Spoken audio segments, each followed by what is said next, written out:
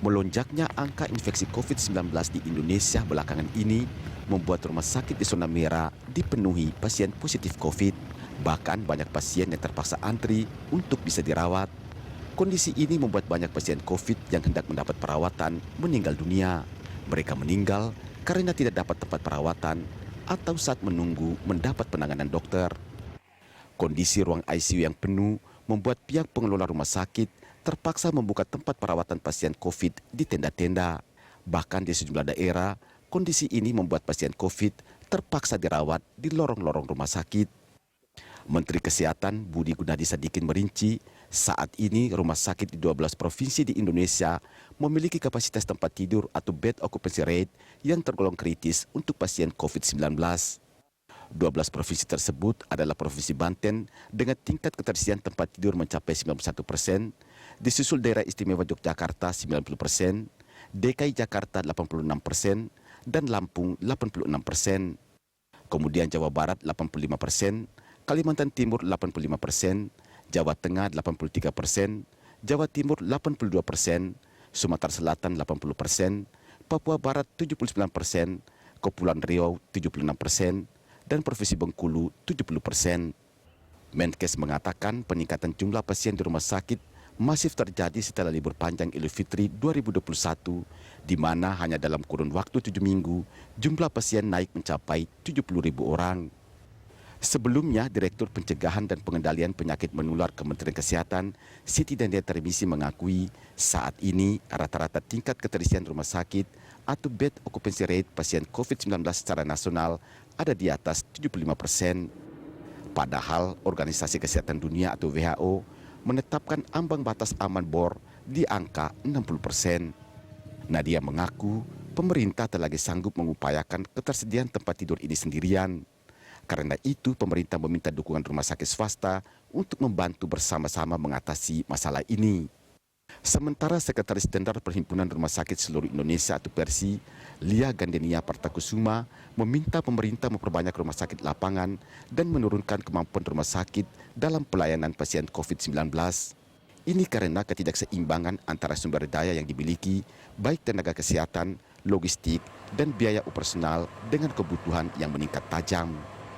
Tim Liputan, Berita 1, Jakarta. Ya, pemirsa, melonjaknya angka infeksi COVID-19 di Indonesia membuat rumah sakit berada di zona merah. Ini dipenuhi pasien positif COVID. Bahkan banyak pasien yang terpaksa antre untuk bisa dirawat. Nah, kondisi ini membuat banyak sekali pasien COVID yang hendak mendapatkan perawatan akhirnya meninggal dunia.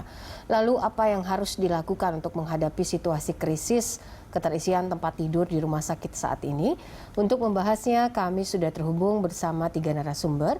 Masing-masing adalah yang pertama saya akan sapa dulu Ketua Umum Ikatan Dokter Indonesia atau IDI, ada Pak Daeng Fakih, dan juga ada Sekjen Perhimpunan Rumah Sakit Indonesia atau PERSI, ada Ibu Lia Partakusuma, dan juga keluarga pasien COVID-19 ada Pak Hari Gunarto. Pak Daeng, Pak Hari, dan juga Ibu Lia, selamat siang. Terima kasih sudah bergabung bersama kami. Sehat semua ya? Selamat siang. Assalamualaikum warahmatullahi wabarakatuh. Selamat siang. Baik, oke, saya mungkin ke Pak Daeng dulu. Pak Daeng, sebelum saya bertanya gitu ya, saya ingin terus menyemangati mungkin para tenaga medis dan juga dokter di seluruh Indonesia yang saat ini selain berjuang untuk kesehatannya sendiri juga berjuang untuk seluruh pasien COVID-19. Setiap hari mendengar kabar yang baik dari sanak, saudara, tetangga, keluarga, sampai juga teman-teman soal krisis dari keterisian tempat tidur di rumah sakit di Indonesia ini. Ini sungguh sangat meruntuhkan hati kita. Khususnya juga apakah ini juga menjadi satu alarm untuk vaskes di negeri ini? Pak Daeng, apa yang harus dilakukan ketika rumah sakit di seluruh Indonesia ini darurat? Bahkan Kemenkes juga tadi melalui Ibu Nadia sudah sempat bilang bahwa pemerintah juga kewalahan. Untuk itu diperlukan juga kerjasama dari pihak swasta untuk ini. Ya, baik. Saya melihat tadi angka-angka ya berita ya sebelumnya. Mungkin tuh angka-angka di sebuah daerah ya yang dirata-ratakan. Tetapi yang saya tahu keluhan kawan-kawan di rumah sakit itu persentase tempat tidurnya itu yang sudah ditempati melampaui 100% ya, karena buktinya lorong-lorong sudah dibuka, kemudian tenda-tenda sudah dibuka, itu menunjukkan 100%. Dan saya juga hampir tiap hari dimintai tolong itu untuk mencarikan tempat tidur ya, tapi hampir 100% tidak dapat ya, karena sudah penuh. Kalau menurut saya memang bisa rata-ratanya seperti itu, tapi fakta di lapangan sudah banyak rumah sakit, baik rumah sakit pemerintah maupun rumah sakit swasta itu sudah melampaui 100% tempat tidurnya, karena setiap kita berusaha mencarikan kamar itu pasti tidak mendapatkan, dan antrinya itu bukan hanya belasan, bisa puluhan orang yang antri di UGD, yang bahkan di tenda-tenda atau di lorong-lorong itu yang sehingga banyak orang juga yang terpaksa sebenarnya harus dirawat, kemudian melakukan isoman. Dan isoman di rumahnya, tidak ada yang mengawasi ya, ini yang menyebabkan angka kematian tinggi. Kalau bicara Mbak Popi, kalau bicara bagaimana cara mengatasi ini, memang karena situasi emergensi harus cepat. Saya melihat kita masih bisa mengatasi ini dengan tindakan yang cepat. Saya sebenarnya berharap kecepatan untuk mendirikan shelter-shelter atau yang disebut rumah sakit darurat, ayolah kita percepat itu di semua daerah yang rumah sakitnya sudah overload dengan pasien. Ini harus serentak didirikan. Nah, fungsi terus terang ini saya sangat menghimbau ke masing-masing pemerintah daerah, karena menurut penjelasan kementerian ya, dana itu sudah dilimpahkan ke pemerintah daerah. Mestinya pemerintah daerah ini harus cepat tanggap dengan kondisi seperti ini, langsung membuat shelter yang bisa menampung ribuan pasien, karena ini bukan hanya ratusan, sekarang ribuan pasien. Kalau ini dilakukan, strategi ini dilakukan, maka beban rumah sakit akan berkurang, tidak overload di rumah sakit karena terbagi, dan masyarakat bisa ditampung untuk dirawat. Ini yang perlu diperhatikan. Situasi emergensi harus kita cepat juga bertindak sesuai dengan keadaan emergensi. Kalau tidak, kasihan banyak masyarakat kita yang tidak bisa tertampung dirawat. Kalau tidak tertampung dirawat, angka kematian akan menjadi tinggi, Mbak Popi. Baik. Kemudian juga akibatnya, kalau tidak cepat dibuat shelter-shelter untuk membagi pasien atau menampung pasien, rumah sakit terus-menerus akan mengalami overload. Kalau rumah sakit mengalami overload, itu tekanan pada tenaga kesehatan luar biasa. Itu bisa kelelahan yang luar biasa. Kalau itu terjadi, saya khawatir tenaga kesehatan akan semakin banyak terinfeksi, semakin banyak yang jatuh sakit, maka akan mengurangi juga jumlah tenaga kesehatan yang bisa merawat. Nah, tambah kasihan masyarakat. Sudah overload, Baik. tenaga kesehatannya berkurang ya. Nah, ini siapa lagi yang akan merawat saudara-saudara kita yang sakit nanti. Jadi kami sangat memohon kepada pemerintah, terutama pemerintah daerah, untuk secepat mungkin shelter-shelter itu bisa dibuka. Saya melihat pengalaman yang kemarin, shelter-shelter itu sangat cepat dibuka. Makanya kami juga bertanya-tanya, kenapa sekarang kok nggak cepat dibuka? Kalau dulu tuh GOR langsung dibuka untuk menampung. Ya, beberapa gedung yang bisa dimanfaatkan dibuka. Sekarang agak kurang cepat, saya melihat. Mohon ini dibantu untuk dipercepat. Baik, oke. Dari IDI sendiri sudah bicara soal bagaimana caranya ini bisa lebih cepat dilakukan, khususnya dengan rumah sakit darurat. Saya ke Ibu Lia, mungkin sebelum saya ingin menanyakan bagaimana apa yang terjadi begitu ya kalau yang dialami oleh keluarga pasien langsung. Ibu Lia, rumah sakit darurat sudah banyak juga yang sudah dilakukan oleh pemerintah. Bahkan yang baru kemarin kita dengar adalah adanya wacana gedung DPR MPR yang katanya akan juga dijadikan satu solusi untuk rumah sakit darurat sementara. Nah, dari apa yang sudah dilakukan pemerintah saat ini, apa juga peran dari Persi sendiri untuk mendorong agar keterisian atau keterisian dari rumah sakit ini yang sudah penuh ini bisa menjadi satu solusi baru begitu? Jadi terima kasih Mbak Popi. Seperti tadi disampaikan oleh Dr. Daeng bahwa saat ini memang posisi rumah sakit itu serba salah karena pasien makin hari makin banyak berdatangan, sementara pasien-pasien lama kita masih di rumah sakit, belum semuanya pulih dan bisa dipulangkan. Kemudian pasien-pasien yang datang ternyata belakangan ini pun bergejala berat begitu. Jadi agak berbeda dengan yang lalu, sehingga kapasitas rumah sakit belakangan ini luar biasa. Kami sudah membuat tenda, kami sudah membuat ruang IGD menjadi ruang rawat, dan ini sudah dilakukan bahkan bukan hanya 40%, beberapa itu sudah 60% pasiennya adalah pasien COVID begitu. Dan yang luar biasa lagi, yang sekarang ini mereka itu banyak sekali datang dengan kondisi sudah berat. Nah itu yang kami rasakan membuat kami menjadi agak sedikit kerepotan, sementara kami tidak bisa menggeser yang ada di dalam.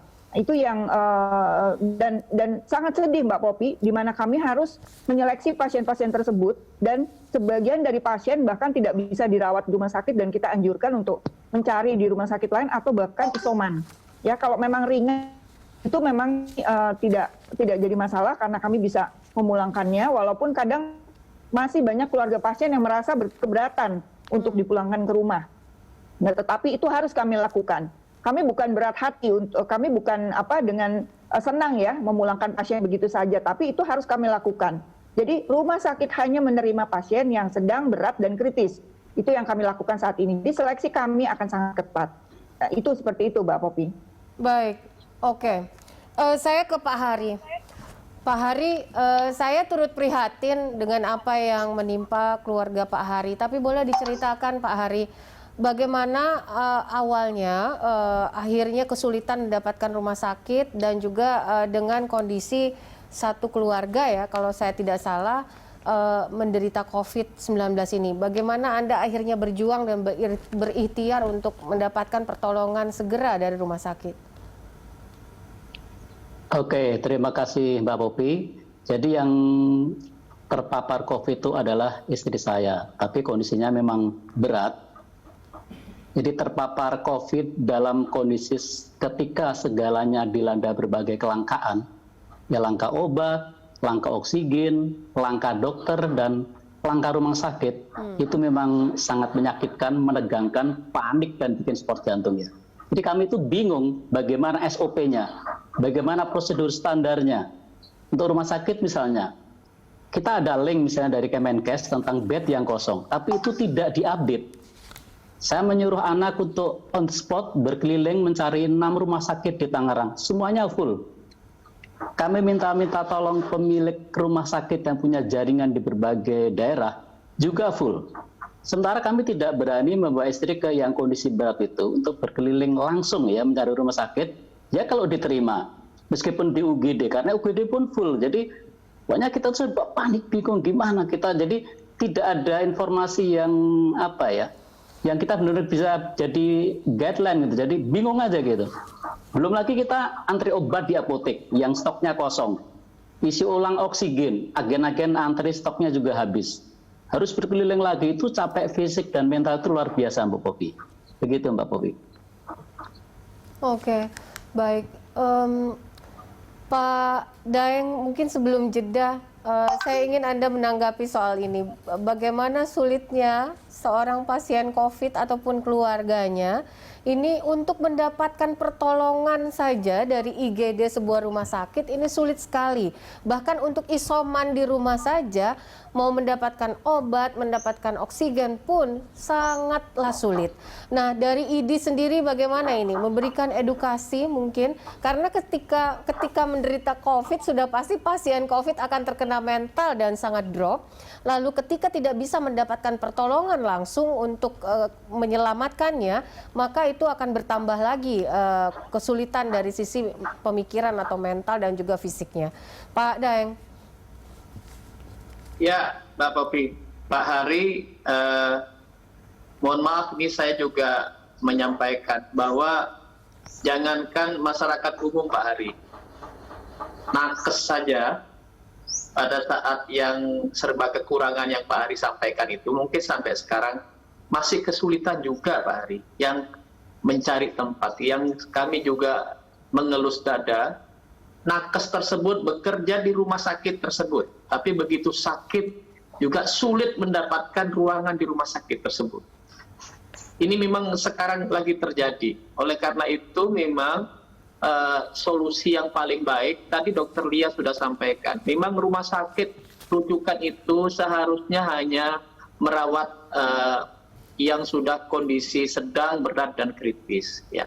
Limpahan limpahan kasus ini memang luar biasa, sehingga malah mungkin hampir 3 kali lipat periode yang awal tahun, sehingga memang kecepatan menyediakan shelter tambahan untuk pelayanan itu mutlak, karena minimal masyarakat itu masuk ke tempat perawatan dan dirawat dan dimonitoring oleh tenaga kesehatan. Karena COVID ini yang paling besar adalah biasanya yang sakit dalam gejala ringan, ya, itu mungkin hampir 50%. Kalau ini berbagi dengan shelter, segera dibuat shelter-shelter yang berukuran besar, ya. Kalau istilah Bapak Presiden itu ada apa ya? Ada isoman terpusat begitu, itu akan jadi lebih baik. Masyarakat juga tidak dibiarkan sendiri berada di rumah isoman sendiri, karena memang harus dalam kondisi sekarang harus didampingi, sehingga memang shelter-shelter ini perlu dibuat, karena di shelter itu ya semuanya didampingi oleh nakes. Tetapi kalau ini belum cepat juga, dan kami berharap ini harus cepat ya. Shelter kawan-kawan saudara-saudara kita yang isoman itu memang harus dihubungkan dengan nakes untuk didampingi supaya ada tempat bertanya. Ya, minimal bisa tersambung melalui telemedis. Ini yang perlu kita dorong bersama. Jadi yang pertama itu dipercepat shelter supaya ada isoman terpusat untuk kasus-kasus ringan, supaya didampingi secara khusus oleh nakes. Tapi kalau terpaksa di rumah, memang sebaiknya diupayakan bisa didampingi dengan telemedis. Karena kalau didampingi nakes, saudara-saudara kita itu lebih merasa aman daripada sama sekali dia tidak ada yang mendampingi, kesana kemari dia bingung mau tanya apa, siapa yang akan dimintai nasihat atau saran. Baik. Ya, saya kira begitu Mbak Popi. Baik, oke, nanti kita akan lanjutkan lagi diskusi kita bersama Pak Hari, Pak Daeng, dan juga Bu Lia. Usai jeda pemirsa, tetaplah bersama kami.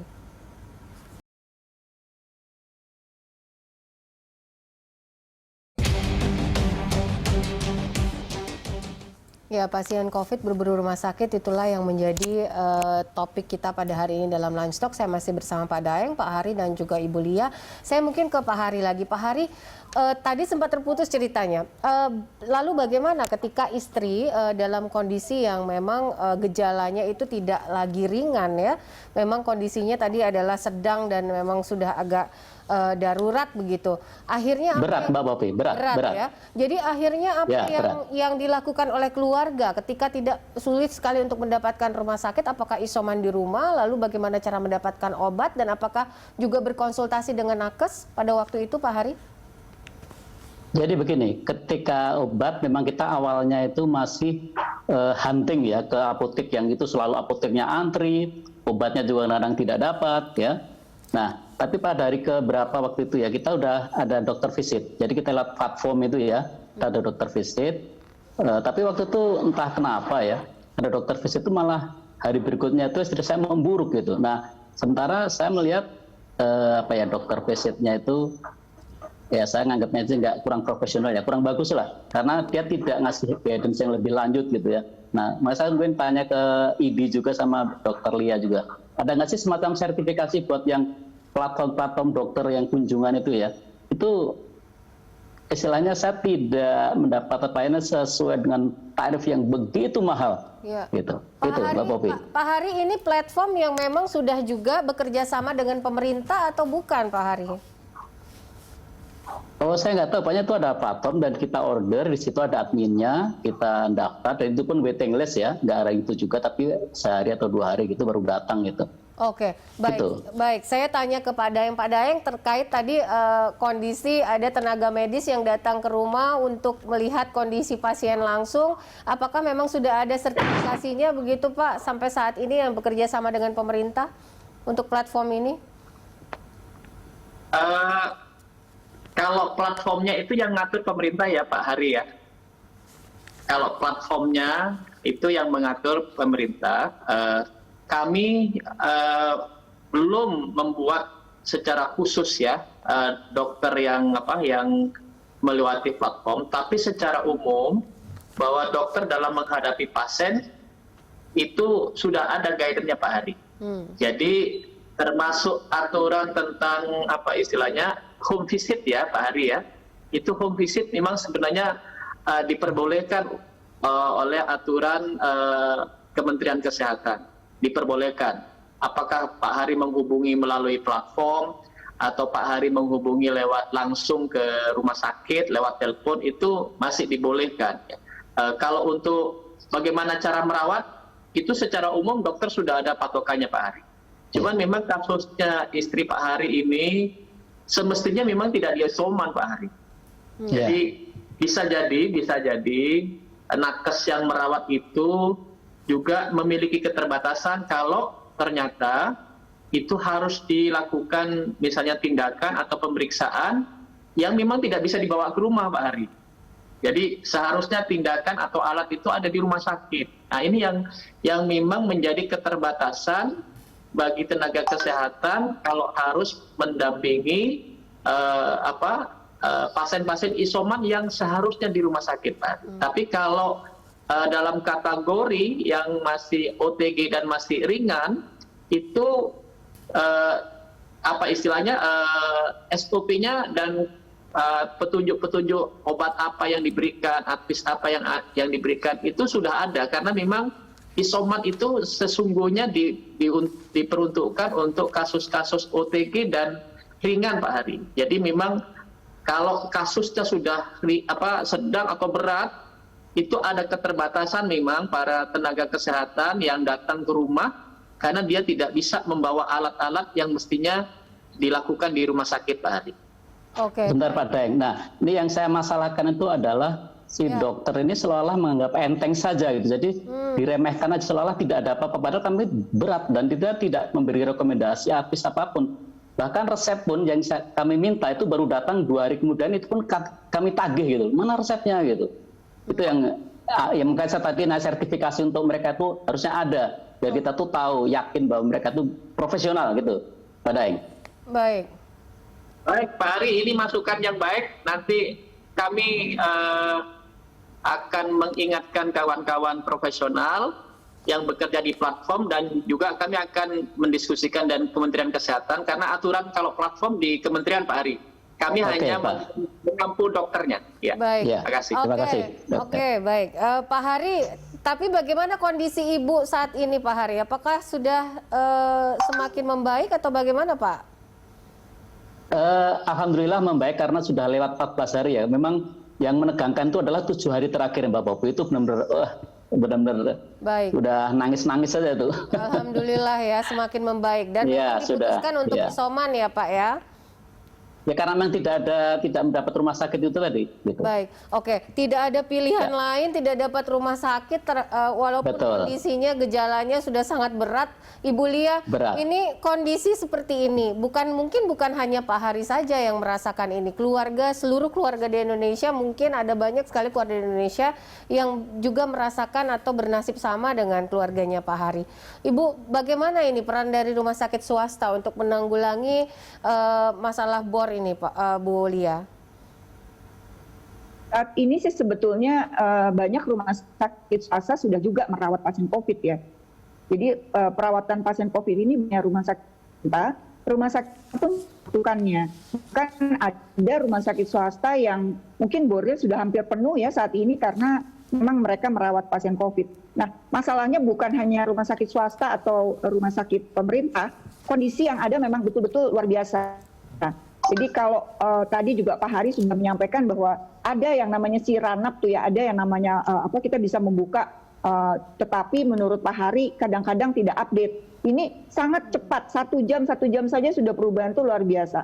Dan kalau kita lihat belakangan, justru ini sudah penuh untuk pasien berat dan kritis. Nah ini kesulitan buat kami untuk menggeser pasien-pasien tersebut. Nah kami sih berharap bahwa nantinya juga kita punya rujukan ke bawah gitu, bukan hanya rujukan ke atas. Seperti tadi Pak Daeng sampaikan bahwa kita ini sekarang turun terus dari rumah sakit penuh, turunlah sudah ke rumah sakit yang di bawah penuh, turun lagi sampai ke rumah sakit lapangan mungkin yang sekarang ini masih kurang menurut Pak Daeng tadi yang perlu kita tambah, turun lagi ke isoman. Nah ini di tempat-tempat tersebut angka kematian juga bertambah nih Mbak Popi. Karena stagnan tadi. Jadi mundur-mundur. Nah, kami juga di sini juga kita sedang memikirkan bagaimana caranya agar tim rujukan kita juga bisa lebih cepat lagi karena kami juga kesulitan. Kalau ada pasien yang berat ternyata tidak bisa rawat, kami harus menggesernya ke rumah sakit lain. Nah, ini juga merupakan satu kondisi yang berat manakala sistem rujukan itu juga belum bisa mengampu kondisi-kondisi semacam itu. Dan bahkan yang merepotkan juga saat ini ambulans itu juga sudah mulai kesulitan karena pada saat kita mengirim ke sakit tapi ternyata rumah sakit itu penuh, dia harus geser lagi ke tempat lain menjadi rumah sakit yang mempunyai ambulans tersebut juga menjadi kerepotan untuk mengirimkan armadanya untuk mencari rumah sakit. Jadi saya setuju dengan Pak Daeng bahwa kita memang harus kita urai. Tidak bisa rumah sakit itu penuh sehingga rumah sakit yang harusnya menerima lebih banyak pasien lagi ini tidak bisa menerima pasien karena komposisinya yang sudah terlalu padat. Dan satu lagi juga masalah SDM itu juga merupakan salah satu faktor krusial.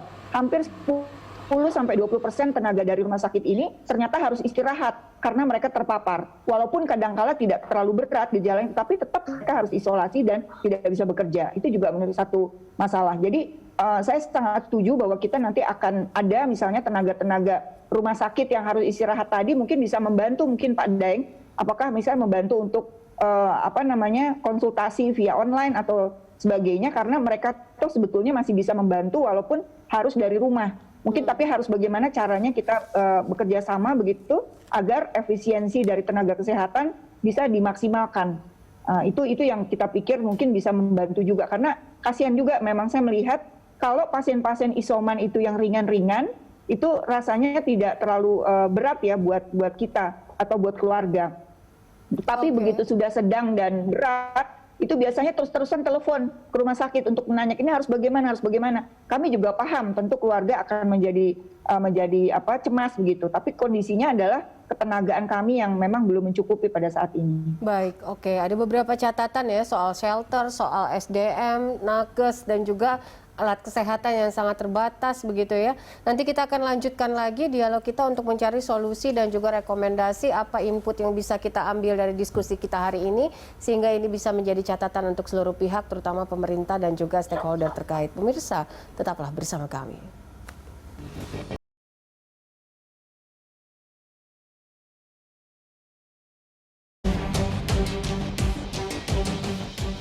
Ya, pemirsa, Anda kembali bersama kami dalam Lunch Talk. Saya masih bersama Pak Daeng, Bu Lia, dan juga Pak Hari. Pak Daeng, langsung saja mungkin berbagai upaya sudah dilakukan oleh pemerintah, termasuk dengan membangun rumah-rumah sakit darurat. Ada juga rencana ke depannya begitu ya untuk membangun sebuah rumah sakit darurat di, misalnya tadi yang saya sempat sebutkan ada di DPR MPR misalnya. Tapi juga itu masih ada kendala soal misalnya ruangan yang kedap udara, kedap suara dan segala macamnya yang akhirnya tidak mumpuni juga untuk menampung pasien COVID. Nah, dari catatan-catatan dan juga apa yang sudah dilakukan oleh pemerintah, saya ingin input dan juga catatan soal shelter, soal tenaga kesehatan, apa yang harus disegerakan dan dikoordinasikan untuk stakeholder dan juga pemerintah dalam hal ini agar krisis bor ini bisa ditangani bersama dan pasien cepat tertolong. Ya, yang pertama Mbak Vivi, itu mindset berpikir kita bahwa ini bukan kondisi normal. Ini yang paling penting. Ini dalam kondisi emergency, gawat darurat ya. Jadi kita harus memiliki sense of emergency. Jangan ada birokratisasi yang mempertimbangkan itu dalam kondisi yang normal. Jadi mohon dalam kondisi emergency ini yang diperhitungkan. Misalnya ya dengan melimpahnya pasien ini otomatis juga membutuhkan tenaga kesehatan yang lebih besar, lebih besar. Makanya kemudian di internal Ikatan Dokter Indonesia itu sudah mengeluarkan kebijakan bahwa seluruh dokter yang jumlahnya 190 ribuan, ya, itu diperbolehkan diberikan kewenangan untuk melakukan pertolongan atau penanganan terhadap pasien COVID. Bukan hanya dokter-dokter tertentu ya. Nah, oleh karena itu rumah sakit harus bisa mendayagunakan seluruh dokter yang ada, jangan hanya penyakit paru, dokter spesialis penyakit dalam dan lain-lain. Kemudian penambahan di Amerika saja itu yang sudah tingkat akhir cepat diluluskan ya. Tentunya nanti harus ada pendampingan, harus ada tutor-tutor tertentu yang mendampingi dalam bekerja. Ya, yang kedua, ya udah shelternya harus dipercepat, Mbak Popi. Shelter ini penting untuk dipercepat. Saya kira itu, Mbak Popi. Baik, Ibu Lia, silakan Ibu Lia. Ya, mungkin di sini ada 3 hal yang kita pentingkan ya. Jadi artinya dari aspek rumah sakit tadi, tolong mungkin kita nanti di IGD itu akan bisa lebih hati-hati lagi dalam menseleksi pasien. Itu saya pikir itu perlu sekali karena kita benar-benar harus menampung yang bisa kita rawat dan diusahakan untuk menyelamatkan pasien. Karena tujuan kita adalah untuk menyehatkan atau jangan sampai pasien itu meninggal. Kemudian yang kedua, kami mohon bantuan juga kepada masyarakat.